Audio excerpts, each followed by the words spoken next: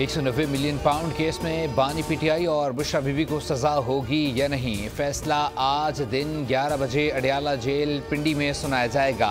वकला को आगाह कर दिया गया। अदालती अमले ने नए प्रोसिक्यूशन टीम को भी आगाह कर दिया। 18 दिसंबर को महफूज किया जाने वाला फैसला 3 बार मौखर किया जा चुका है। 190 मिलियन पाउंड रेफरेंस का ट्रायल 1 साल में मुकम्मल हुआ। नैब ने ट्रायल के दौरान 35 गवाहान के बयानात रिकॉर्ड कराए।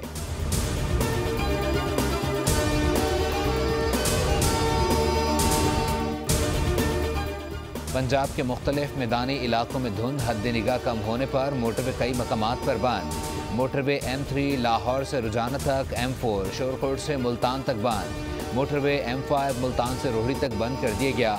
मोटरवे पुलिस की शहरियों को गैर जरूरी सफर न करने की हिदायत।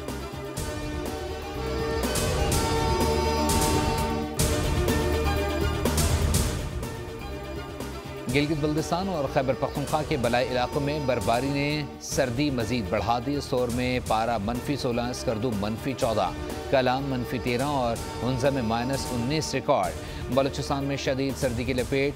कराची में सर्द और खुश्क मौसम की लहर बरकरार। कल से ठंड में इजाफे की पेशगोई।